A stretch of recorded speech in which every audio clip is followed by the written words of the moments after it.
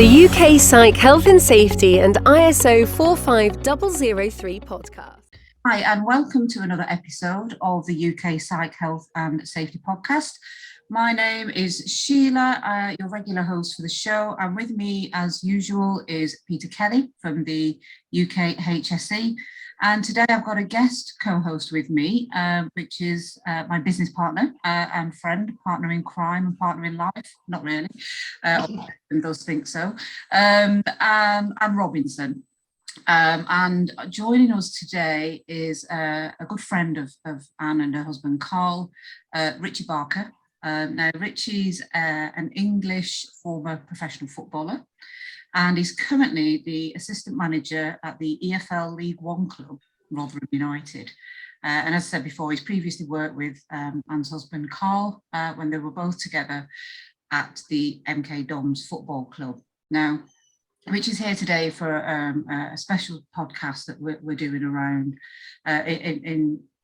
for World Suicide Prevention Day, something that has sadly had a very huge impact in Richie's life. And I want to just kind of hand over to Richie now, really, to introduce himself and to talk about why this is such an important topic for him.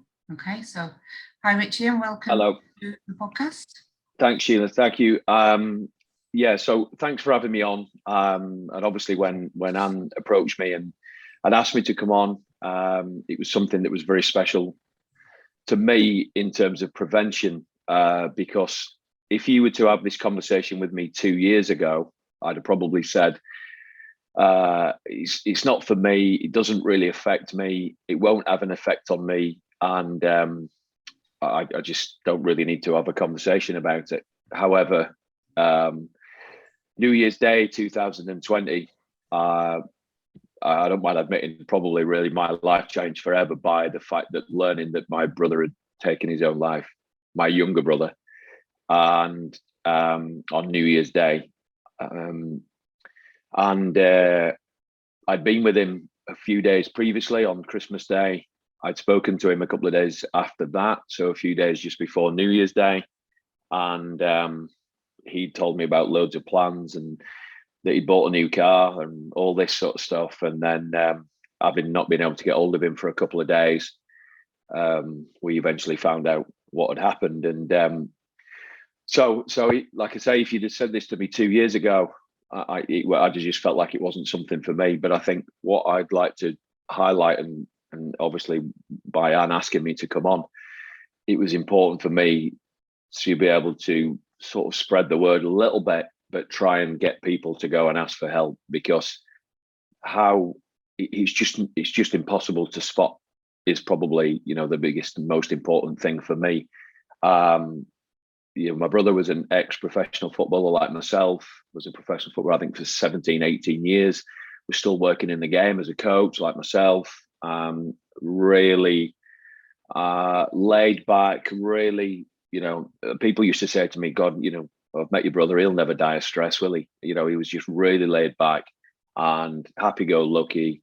And it turns out that, as I'm sure that there's loads of people who are probably listening, that everything wasn't as quite as it seems. And unfortunately for me and my family, things will never be the same again. So, I mean, it's a really, really, you said there, Richie, that there was no signs, nothing at all. No. I mean, in terms of the industries, obviously football is a very male-dominated industry. And I don't think we ever really know the reasons behind why somebody ultimately faces the decision that they do at that stage in their lives. But football, I think, especially as well, is quite a tough environment to be in, isn't it? What kind of contributing factors are there out there that you potentially feel kind of had an impact on this? Yeah, professional football, definitely. Professional sport, quite probably as well. You start talking about things like rugby and particularly things with head injuries, which have risen. It's become more aware of recently. But I think the transition in careers is important. people reaching the end of their career, not really knowing where they're heading. I think things like being able or having to spend a lot of time away from home, a lot of loneliness, difficulty in terms of moving your family about, or if you don't move your family about, being without your family, and trying to get your family to settle into places that maybe at times they don't want to be, So it definitely creates family problems, unfortunately. It obviously has the stresses of, where's my next contract coming from? You've lowered down in the divisions, and I'm sure there's people sat here listening going, well, all the Premiership players earn unbelievable amounts of money, sometimes obscene amounts that people believe they shouldn't be earning. I get that. However, that is not the same in League One, League Two, where players often get a 1-year contract on not life-changing money and actually very average money, and live from 1 year to the next. And I can certainly speak from when I was playing that there was certainly times where you were thinking, well, I've got 6 months left on my contract here. If I don't get a new one, who's going to pay the bills? So, and then you start thinking about what you're going to do when you finish playing. And I think the transition from professional, any sportsman, into sort of everyday life, if you like, is extremely difficult. Absolutely, Rich. I can really resonate with that, and especially, you talk about players leaving, what's the next step of the career, but also young players as well. There's a lot of pressures from all angles, isn't there? Things like social media as well. And again, people moving different parts of the country, even parts of the world where, in the sort of high levels of different cultures, there's lots of contributing factors that can affect people's mental health. You talked about sort of being lonely. I've certainly experienced that, when I moved around the country, for my husband's job. And, when I first met Sheila, thank God I met Sheila, who was a friend of mine and now a business partner. It was massive. I'm a very people's person, and family means a lot to me, and friends. And, I certainly felt that as part of somebody in that industry. And it's always going to happen. You're going to get people moving all around the world, around different parts of the country for certain jobs. And like you say, with the contracts, you don't know what is around the corner. So there's loads of things that can impact people's mental health. But one thing I know, because we've talked on, quite a few times, Rich, is, the impact of social media. I mean, what are your thoughts on social media? Yeah, I mean, firstly, I'm glad it wasn't about when I played, because the way that I've seen it being used. However, obviously, it's made the world a smaller place. It's made research far easier. It's made news travel, very fast. We know about something now happening within 2, 3, 4 minutes. I'm sure there'll be football fans out there who think it's great that they can find out the score, literally within seconds of the ball going in the net. They can watch the highlights within seconds of the game finishing. However, it's also given everybody a voice. It's given everybody a voice. It's given everybody the ability to communicate with whoever they want to a certain extent. So if you are on Twitter, I'm not, by the way, I don't do any of the social media through my choice. However, it gives the fan or the supporter, or even just somebody who isn't a supporter, an opportunity to voice their opinion to a player, a particular player, a manager, a coach, a chairman even. And it gives them a direct line to that particular person. It also gives them an opportunity to express their opinion of what they think of that person, without actually, in my opinion, taking stock to think, actually, that's a person. It's a person. So, strip away the professional footballer, strip away the manager, strip away the chairman. It is a human being. And we're all aware that when we are, raise our head into professional sport, football and sport as well, in terms of, general sport, that we are openly there to be criticised. We all get that, whether that's from the terraces or from the newspapers, and now obviously from social media. But I think the problem when it goes beyond your opinion of them as a person, as a player, and it goes beyond their opinion of that particular person's performance on that day. Right, okay, you didn't play very well. We didn't think you were great. You should be playing in the next game. Fine. It's when it goes beyond that and people start talking about, I don't know, harming or, wanting to actually do something to somebody, or asking someone to go and do something to themselves, or whatever it is. And that's when I think really, and I just think that it is not, in my opinion, and I don't know everything about, I'm not a great social media expert, but it has to be governed and it has to be policed in a better way to ensure that not just everybody on the street can, give their opinion to whoever they want to and say whatever they want to. And for me, if you have something to say to someone and it is something that you would not say to their face if you bumped into them on the street, then don't type it. Don't type it. And if you are responsible for something that happens off the back of a tweet or a Facebook or a whatever it is, Instagram, then in my opinion, you should be held liable for that. There are a lot of Richard or Richie. Which do you prefer, Richard or Richie? We'll probably go Richie, I think. I mean, I do like Richard. However, Richie's probably how most people know. Yeah, okay, we'll call you Richie. But please tell me that isn't a glass of red wine, because we've got water. Diet Coke. Diet Coke, love it. I mean, there are a lot of keyboard warriors out there who think they have the divine right to actually slay people, which they don't. I have a Twitter account. I'm a counsellor, so and I'm very fortunate. But I know other people have had really bad experiences on Twitter, so I understand that. I'm interested to know though, Richie, in an elite sport environment where you're told to be the best, and being the best means that gets you success. A part of being the best is that constant self-appraisal. Can I do it better? Am I going to do it in a different kind of way? Well, I don't know until probably the last 5 years, maybe the last 10 years, we've actually taught sports people about, well, actually, it's not just about the self-appraisal, it's self-acceptance of also the fact that you can learn from your mistakes and that. And I just wonder, from a footballing sense, you can have a really bad game, but that can be, it's like in the context of work, you can have a really bad day, but you've got good mates around you who say, yeah, you stuffed up, but we can do better. Do you know what I mean? It's that kind of. Do you think the power of the changing room as a positive thing has changed since you were playing football to where you are now? Obviously, managing and seeing it in a different way. And I'm thinking really about a lot of football. I think the first thing is mental health. When I played, so I retired in 2009 as a player. So mental health has become easier to talk about. First thing, it was a taboo 20 years ago when I played. If you'd have talked about mental health, it was like, what is he losing it or something? Or, like that. So it was taboo. That was the first thing. I think secondly, in terms of society has changed. So when I played, if you played pretty well, you probably knew.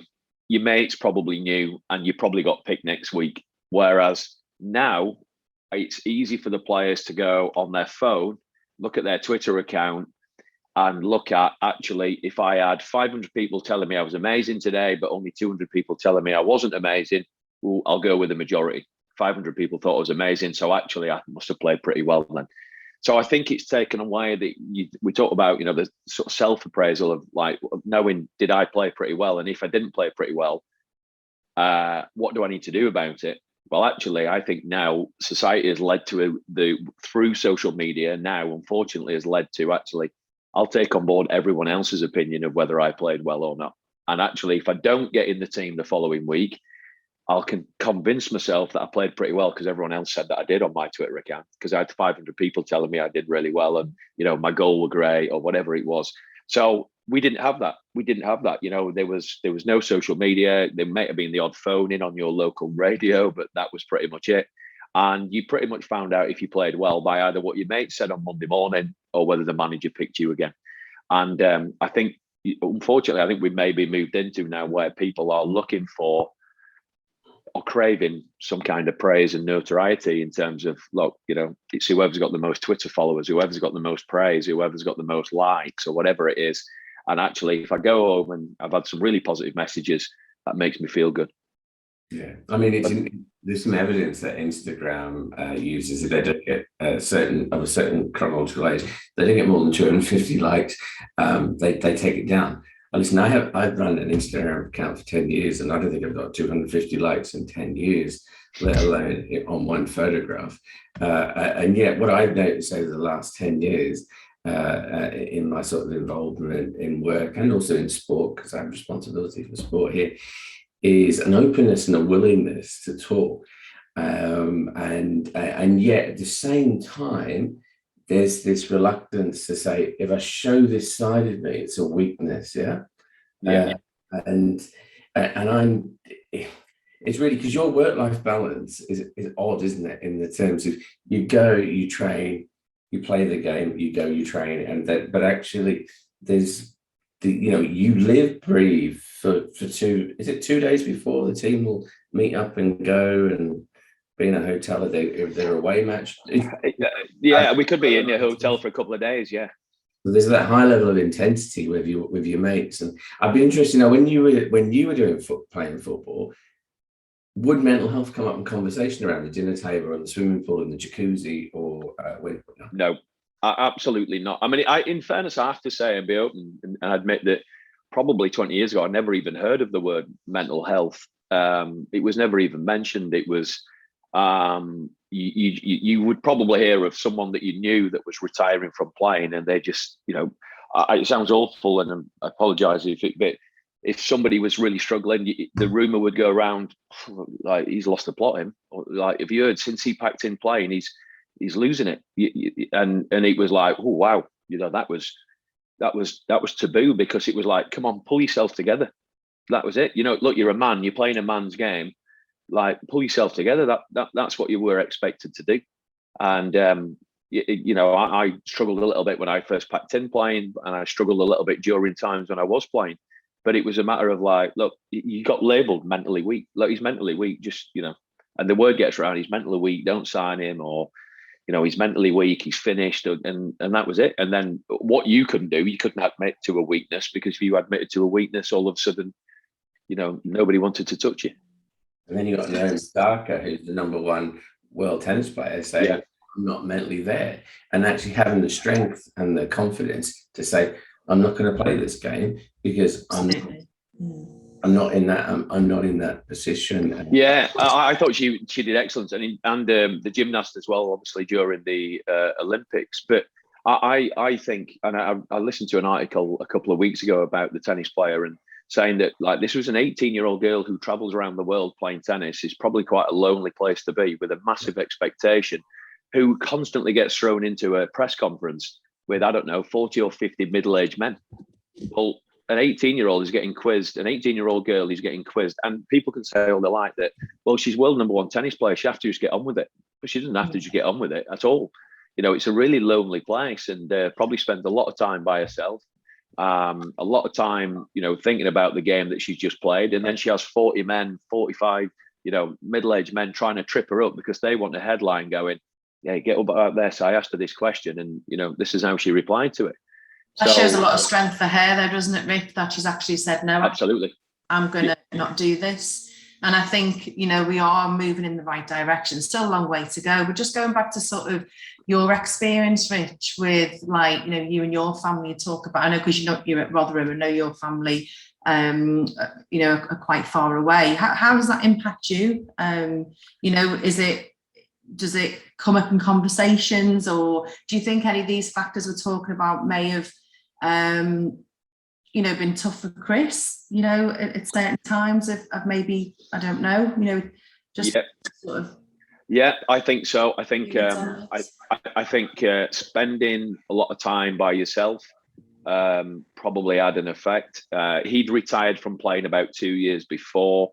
I'd actually talked about going back and playing again non-league. He actually said on Christmas Day, Tracy, my wife, served him his Christmas dinner, and he went, "Oh, I don't want to eat all that. I'm thinking of playing again." So that tells me that on Christmas Day, he was contemplating getting fit to start playing again. But on New Year's Day, or before even New Year's Day, he couldn't see, through far enough to be able to say, actually, it's not just not playing, it's just not being here. So, I mean, in terms of what it's left us behind, I don't mind admitting it's been the toughest 2 years of my life in terms of, and I lost my mum and dad fairly young as well. So to lose my little brother as well was obviously in the way that it was. But I ended up with 2 bouts of counselling, which was vital to me at that particular time. The first one was absolutely vital in that, I didn't really know where I was heading, and then the second one was sort of a year later, when you believe that you've sort of reached the end of your grieving period, but you haven't. And fortunately for me, I was brave enough to put my hand up and say, I'm not sure I've quite reached where I needed to reach. So my eldest daughter, Abby, is also, taking part in some kind of counselling, as is my wife, Tracy, as well, who were all very close to him and obviously known him a long time. So, and obviously my 2 younger children have obviously found it very difficult, as of my niece, which it goes without saying, which was, my brother's daughter, who now unfortunately has to live the rest of her life with the way she is.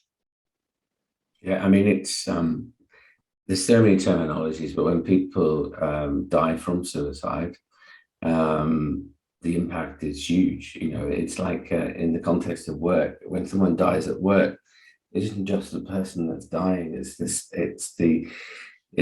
his workmates, it's his family, it's his sisters and brothers and everything else. And I think often people feel a desire to have a legacy or something to remember their brother or sister by.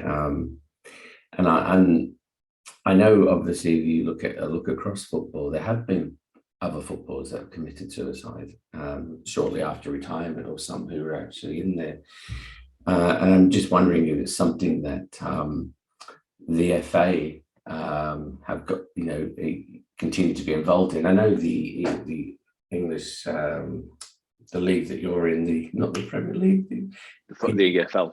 The EFL, which are based in Preston, do have some work around mental health for players and for staff and them, but also addressing this issue of suicide. But do you think destigmatizing that conversation is really important in the dressing room? I think it is. I think I think players are becoming more open to having conversations. I think they're more open to holding their hand in the air and saying, I am struggling. I think it's less taboo to be the person that openly admits it. I think that they now need, though, more places to go to, whether that is a telephone call, whether that is to go and visit somebody. And in terms of the like I said, we talked about earlier, that one of the biggest things is the transition from being an actual player to going to everyday world, if you like. I think we have to do more to help that. We have to do more in terms, and I'm sure it happens in every professional sport. One day you are a cyclist, the next day you aren't. And the people, or a footballer, or a rugby player, or a cricketers. I mean, I'm a big cricket fan, and how these people spend 7 months of their year away from home, constantly traveling around the world in hotels, it just amazes me that we don't have a bigger issue. And obviously Ben Stokes recently spoke up and said that he wasn't able to play for England for the time being. But I think I sound like I'm talking more about the professional sport, which we are a little bit, but more has to be done to say, right, what are you going to do when you are, because so many people are, like, I am, Richie the footballer, or I am Dave the cricketer, or I am, Mary the cyclist. What happens when you aren't Mary the cyclist or Dave the cricketer? And by the way, that happens within 24 hours. One day you are a footballer or a cricketer, the next day you're not. And what happens with that? And so many people have led their life through, I always wanted to be a professional sportsman, at whatever sport it was, golf, cricket, football. And then one day I'm just not.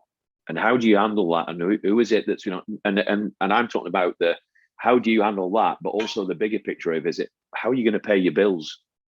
How are you going to, what is your job? What is your qualifications? What is your desire to go to work the next day? Because it's not as easy as people think. Yeah, I mean, I'm a psychologist. I've done this for 20 years. I'm an expert on mental health, but I suffer from anxiety. And I've certainly suffered from depression over the last few weeks since the death of my father. He went through cancer and died 3 weeks ago. But I'm genuine and honest with people about it. And I think that's one of the important things, is being real with people and saying, actually, you can have all the skills, you can be professional, you can do that, but you can still have that moment where it just becomes overwhelming, and you reach out to the people that are around you, people that are really good people that certainly I felt very supported the last few weeks, but during the lockdown, and Sheila will tell you, I would phone her up and we spent 2 hours on the phone because I was desperate for company. And I think a lot of people have been like that. A lot of people are thinking, I don't want to be on my own, or actually I'm going to be left here. I'm trained in suicide risk assessment, which, in terms of understanding of when people, but at the same time, it's this very lived, real experience. And I know in terms of, if you were to look across your industry, you've suggested some of the things you'd want to do to perhaps reduce it. But do you think there's a possibility to prevent it? And what would that look like for you when you look across now, and from a very personal way of what you've gone through? What would you want the industry to do for you as the family, and for you as the ex-player? Well, I think if we started with the actual ex-player, in terms of what before we get to what's actually happened to me, or what's happened to my brother and me and my family over recent times, I think we have to give better careers advice. We have to make qualifications more accessible. We have to encourage it, in terms of, instead of just saying, look, if you want to take a course, we'll help finance it. Of which, by the way, I'm sure there's people saying, look, professional footballers get paid loads of money. Again, as I talked about, the lower down you go, actually you don't. And going and taking a degree and paying, £9,000 a year or whatever it is for your course fees, which I appreciate that, if one of my kids has to go, I have to pay. I get it.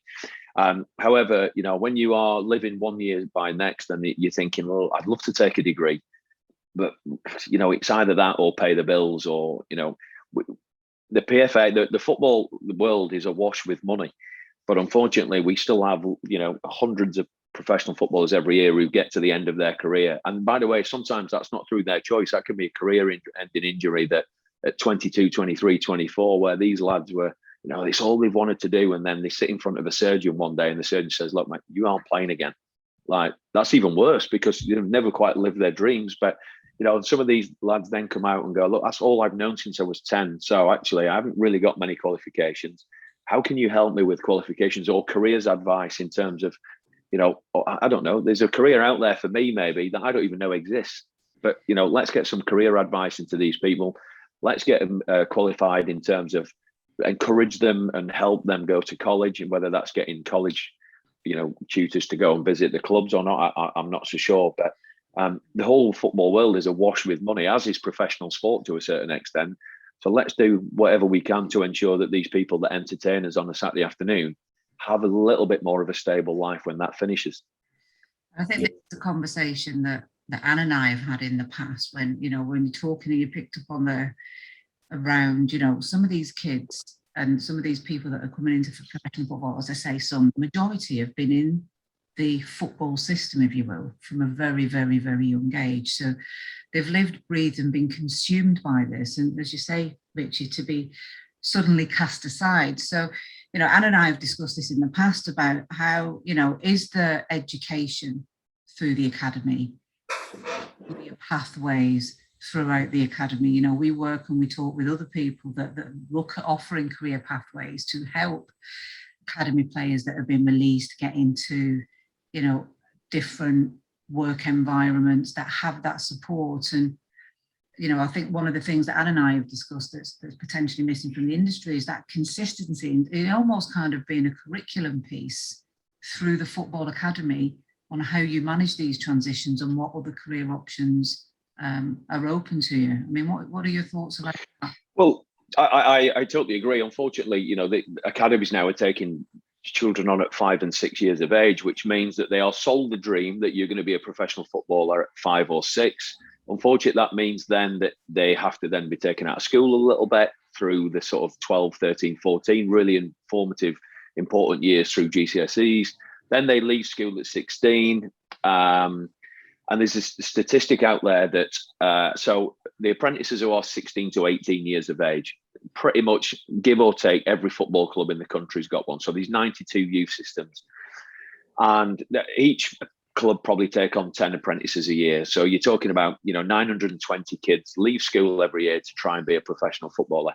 There's a statistic that says by the age of 21, 9 out of those 10 boys, not only are they not playing football anymore, they are not involved in football at all. So they don't play, they don't coach, they don't referee, they don't support, they don't turn up. So if 90% of the lads that we take in every year aren't involved by the age of 21, there's a suggestion to me that says, well, we need to prepare them better then.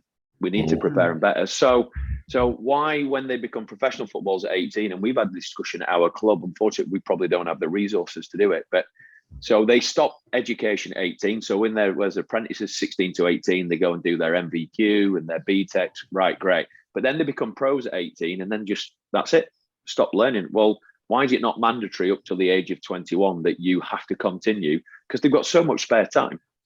The most of them finish training at 2:00 most afternoons and go, right, and they don't earn great money when they're young. They have loads of spare time. They've got loads of energy and they're still moldable. Right, okay, I'm telling you now, until you've played 50 league games, you have to continue educating yourself, because there's so many kids drop out at 21. They haven't played one league game. They just hang around football clubs for 2 or 3 years. Clubs think that they'll, maybe the next player. Actually, unfortunately, get to 21. Sorry, you're not for us. Okay, what have I done for the last 3 years? Well, I haven't got paid a great amount of money. I've had loads of spare time and I'm not educated and I don't really know where I'm going to go with it. So I think more mandatory qualifications in education for lads who are young professional footballers. I think you just hit the nail on the head. I think you just hit the nail on the head there, Rich, talking about education. You talk about going back to when you were a player and the word mental health, you didn't really know or understand what it was about. And I think today there's still that lack of education, especially in young people. They see mental health, but they don't actually really understand what it is. That we've all got mental health. It's, whether it's poor or whether it goes into an illness. And, do you think there needs to be more education around that topic area? So when they do leave, whether they go off into the workplace or whether they go off into the first team, they've got a level of understanding about their own thoughts, feelings and behaviours and what are risk factors. You get to, adolescents that, going out on relationships, maybe start drinking, away from home, all these things that can contribute to people's poor mental health. So if they understand, they know about nutrition, but all the other contributing factors that we know, there's people out there that have maybe gone into gambling or addiction. There's so many different avenues that people can go down. But if they're more aware of their own thoughts and feelings and behaviours at a younger age, do you think that would help more if there was more education around that? Yeah, because I think that can be used whether they are successful or not successful. So mental health education could be used for the really successful footballers, for the lad who is playing in the first team at 18 or 19 years of age. His mental health is equally as important as the lad who dropped out of the game at the age of 19. And when I mean by mental health, we're back to the whole social media thing again. So, my son was fortunate enough to play in the first team last year at 17 years of age at Charlton, and had a really good start to his career. And next thing you know, he's got 5,000 Instagram followers. What happens when, and he did unfortunately score an own goal a couple of weeks later, but those 5,000 Instagram followers could quite easily actually become a major negative again. So just because you have been released, mental health is important, but it's also important for the ones who are, relatively successful at the time. So mental health can go down as far as lack of motivation. All of a sudden these lads have been offered a contract, but actually get up in the morning and think, I don't want to train today. That's still mental health. So, what we're going to do about the lack of motivation, what we're going to do about anxiety and stress, and the fact that actually they're going to play in front of a crowd that they're not so sure whether they can handle playing in front of the crowd. Maybe their first game on TV. That's mental health. How are we going to deal with that? So I think it has to be used from, like I say, a wider range in terms of, unfortunately, the lads who don't quite make it. However, the lads who do make it as well, because they're thrust out in front of thousands of people. They're put on TV in front of millions of people at times. And actually, we don't really care, in inverted commas, whether they want to, like to, or can handle it or not. It's interesting that I'm just wondering about the power of the management and the power of the coaches. One of my best mates in Preston is Stephen Daly, MBE, who is the England's most capped player, and he played only until 2 years ago, and he's now the coach for the partially sighted England team. But he says that actually getting the team together and showing support, emotional support, is key to the cohesion.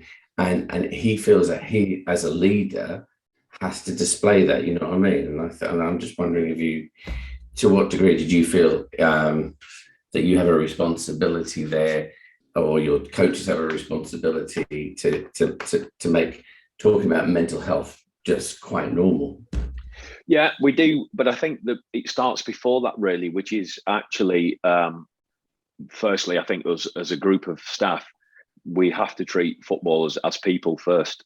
So treat them as, but everybody should be treated as a person first. That doesn't mean, you know, that's the same as a police officer that is walking down the street. He's still a person. He's still a person. That doesn't, because they have a police uniform on, doesn't give someone the right to, you know, abuse them, or, you know, shout things, or, you know, verbally abuse, because it's a person. And it doesn't give you the right to, you know, find out who they are and tweet them and tell them what you think of it. It's a person. So I think the most important thing for us as a group of staff really is, before they are treated as footballers, is to treat them as people. And then firstly to us, we have to make ourselves accessible. So, you know, if you have a problem, come and knock on the door. We are here to help you first, because actually, from the slightly selfish assistant manager coaching point of view, if their mental health isn't right, there is no point us picking them on a Saturday anyway. So, you know, it's all right us going, you know, well, it's a results orientated business and we have to play him because he helps us win football matches. If his mental health's not right, he isn't going to help us win football matches. So actually treat them as human beings, treat them as people, make yourself more accessible. Ask them how they are, ask them how the family are, make them feel welcome, and you're more likely to get higher performance out of them. And then that's the same, isn't it, Pete, across any industry? You know, we have leaders on here from all walks of life. And I know this is something that Pete's really passionate about. You know, people are human beings. Stop leaving the human factor at the door. Because you're a footballer doesn't mean you're any less of a human being. And it's some of the most powerful traits of humanity is also and compassion, and we do it with our kids, we do it with our family, but why do we not do it on a football pitch, a rugby pitch, or on a factory? Absolutely.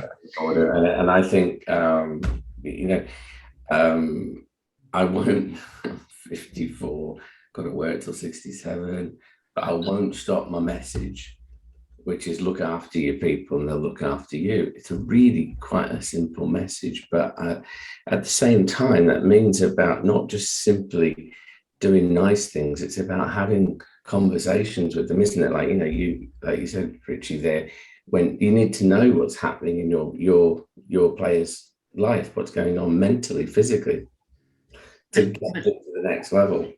But again, I think we've got across the industry, and Richard, correct me if I'm wrong here, you know, as you said before, you know, we've got 92 clubs in the EFL. Some will be more profitable than others. So some can afford to do some of these more detailed initiatives. Some can afford to put more educational programs on, more support, etc. And then others won't be able to. So does it just come down to kind of the profitability of those clubs? Is this something that we should be taking back, you know, a step further? Is this something that should really sit as an educational piece under and a preventative piece through the EFL, the PFA? You know, as you say, the industry's awash with money. You know, a lot of bucket shaking. There's a lot of t-shirt wearing. There's a lot of, you know, awareness that football does. And, you know, but are we looking at the risk to players? Are we safeguarding them in terms of, you know, addressing the potential impacts of the exposure to social media? As you said before, the transition from working as you know, in your dream job to all of your dreams being taken away from you and you're left floating in the wind, you know. And again, you know, we're never going to be able to protect all people all of the time, but what is actually being done as a protective piece and an educational piece to prepare people for this life? Yeah. I think you're right in terms of, you know, if we left it individually to clubs, their first answer probably at the moment, most clubs, particularly outside the Premier League, will it's a really tough time at the moment. The industry struggled, like every other industry has, through COVID, with no supporters coming through the door, the season getting curtailed quite early, 18 months ago. So they will come down and say, look, it's just another cost. Firstly, I would say, you could argue that's an understandably so. However, we're talking about people's mental well-being and lives, and actually, ability to get through some really tough times. So could you argue then that it's, like you say, it's done by one of the major stakeholders, the FA, the Premier League, the Football League, the PFA, where each particular region is given, a mental health specialist, a mental health educator, maybe even a counsellor, for a particular group of 5 clubs, and that person's available for each club on one particular day, but can also be rang up. And I think that, again, listen, the top players earn their money, and I think that they are, brilliant at what they do. However, we're probably talking about small amounts of money compared to the TV deals of billions of pounds for us to employ 6, 7, 8, 9, 10, I don't know, counsellors and mental health experts that could prevent some of the stuff that we're talking about, which I believe is only going to get worse if we don't do something about it. Absolutely. And we can it's also so fragmented at the moment, isn't it? It's like one club's doing one thing. It's like, I know United, Carl's got a psychotherapist. They're doing a lot of health education sort of around that. But I speak to other clubs that are just, they're not doing anything. And it's quite shocking, really. But at the heart of it, they can be human to each other, can't they? And that's the thing that we can train everyone, and we will train everyone, but the fact is that to normalize mental illness is to say it's okay. People say, well, you define people who are suffering from a mental health, a mental illness. I said, these are people that are having who are having a normal response to an abnormal situation, because actually, we don't know, as you said, Richie, 2 years ago, this wasn't necessarily on your radar, but in the last 2 years it has, because circumstances have transpired. And from that, you've learned about the need to support people with mental health. I mean, and I'm sure you agree with me. Unfortunately, it shouldn't have to wait until someone experiences what you do. This should be something we are doing. This should be where we're having conversations. The Duke of Cambridge and their foundation, talking about mental health, normalizing the fact that this is something that we all go through, and being really allowing people to be open and honest with people. I did a webinar last week on physician burnout. It's a global summit. And I was talking to a number of physicians there, and I said, what we need to be is to realize sometimes the system isn't working right. And it's not about the individual, it's about the system. And we have to change the system, don't we? We have to change the system from within. Great ideas and really cost efficient when you think how much it's going to cost to support people when you haven't done the prevention, which is, I just think, these are the type of conversations that need to be done for the professional football union. I remember the chair of, was it a little fella, Dennis, played for Wolverhampton Wanderers, didn't he? Or, he said he played for all the teams at W. But we were talking about this after on the train, actually, on the way home. We were talking about players' mental health, and he said, obviously in his days, Dennis Taylor, that's right. And he said in his days it was a different thing. And I remember other people where you look at people like Chopper Harris and others who wrote books about their playing. They've all come back to this central theme, which is we didn't really talk, we didn't sort of gauge. But I'm just deeply passionate about normalizing this whole thing. This is a normal conversation. It's what does it cost to be 5 minutes with someone on a playing field or in an office to listen to what's going on, unfortunately, we know last year pre-pandemic, 6,800 people died by suicide. There is evidence to show in over the last 18 months that we've seen a marked increase globally in suicides. We really are at the center of a major mental health thing, and I think it's wonderful that you're able to speak openly about it, because these are the conversations people need to have about it. Just a question, Richie. You know, going back to sort of the clubs and stuff. You know, you're saying you check in with people. You know, how you doing today? I mean, do you still think that there's people that won't say that they're struggling because they are still worried about maybe not getting chosen to play? Yeah, I think so. I think particularly players who are maybe coming towards the end of their contract, who are worried about, oh God, if this gets out, that, you know, I went to see the manager or the coach or the physio or whatever it is to say, oh, you know what, I'm really struggling. You know, I'm really struggling with an issue within myself.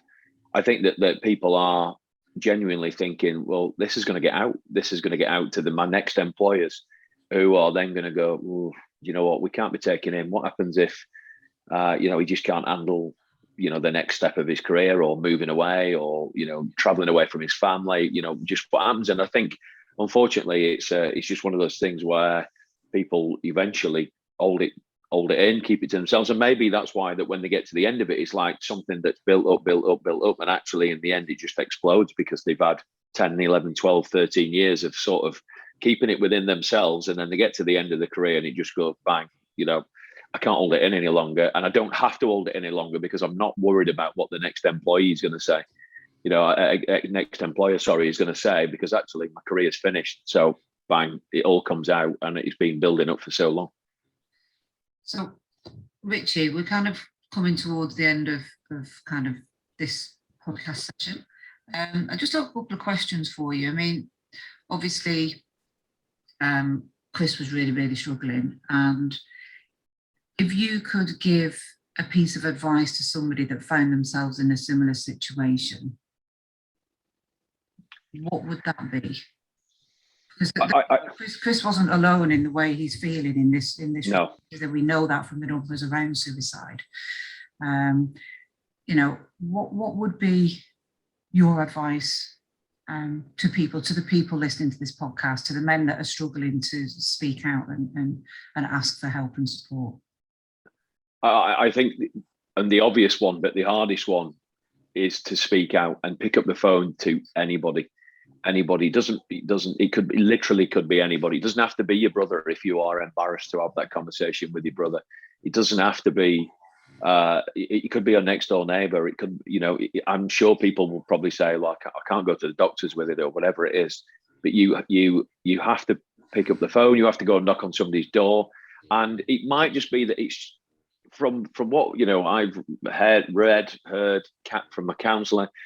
You know, it's just, it could be at that particular time an imbalance that actually says, you know what, I can't see through this for 5 minutes, 10 minutes. And unfortunately, if there's no one there for you during that 5 or 10 minutes, it's too late. So if you are starting to feel that things are getting on top of you, find someone, go to a local meeting, go to, I don't know, go and talk to somebody in Tesco's if that's the only way you feel like you can. But you have to. And the first thing that I said when I first found out about Chris was, you know, why didn't he tell someone? Why didn't he pick up the phone? Why didn't he speak to someone? And it's a lot easier said than done. And I'm sure that there's experts out there that are going to tell me that unfortunately the people don't. But please do, because you have to share it. You have to share these anxieties and these issues and pressures that you're going through. And there's a lot, as you said, there's a lot more anonymous support, if you will, out there, because you're right, you know, things like having this on GP records and, you know, the impact that can have. I mean, Pete, we've had conversations around that. You know, there is stigma, you know, even getting it on your medical records, but there's a lot of anonymous support out there, especially for men. There's lots of different clubs. There's Andy's Man Club, there's Dudes and Dogs, there's, you know, the Lighthouse. I know the construction industry. I think it's not being scared. It's not being scared to talk about it. I phoned Sheila up when I had a wobble around my dad's funeral time, and I just cried, and we had a little chat. but it was me reaching out to Sheila. She said, "Tour me if you want," and I did. And there was a voice at the end and someone to listen. And I think the power of human contact through connection, be it face to face or over the phone, in those moments is a really, really powerful thing. And some people don't feel they can do that, but other times you can if you So I totally, I use it. We just need to normalise it, don't we? I've got a bad back, I've got a headache. We just need to completely normalise it, so players or people in whatever industry are okay to talk about it, and they're not going to feel penalised or pressure from the boss, or not getting into the team because they're struggling, because you can recover. You're just having a little bit of an off time, just as you would, I know, Sheila, you struggle a little bit physically with your hip, and sometimes it affects you in a certain way, and it should just be exactly the same with mental health, exactly the same. It shouldn't be like, oh, I can't speak to my boss, I can't do that, for any repercussions. And I just hope and pray that we can get to that point one day and normalise it. Well, we are going to get there, because that is what we have to do. That is the generational issue that we have to do. Because I'm telling you, it's no good getting to the 22nd century and having the legacy of people's mental illness falling behind when we've tackled physical disease. We have to tackle this. So, gosh, I feel like I'm at is it Hyde Park Corner? But I just think it's absolutely pivotal. And thank you so much for coming on and talking and sharing about your brother and your family's experience and your own experience in football. I'll be knocking on those doors and asking those questions, and I hope you will as well, to the various people. Thank you, Rich, as well. Thanks for your time, and good luck with the season. Thank you. Thank you, Rich. And anything else you want to add, Rich, before we sign off for today? The hardest thing for me, and obviously I spoke about it right at the beginning, is like, if it helps one person who's listening to this picks up the telephone, goes and knocks on the next door neighbour's house, then it was worth it, because it's a difficult thing to do. It's a difficult thing to talk about, but I don't want what happened to me to be worthless and pointless. I want it to have an effect on somebody in a positive way. And it's not easy, but just do everything possible to try and help someone. It might not be you, by the way. It might be someone that you spot. So go and help them as well. Yeah, absolutely. Yeah. Thank you, Rich. Thanks a lot. Thanks for having me. Thank you.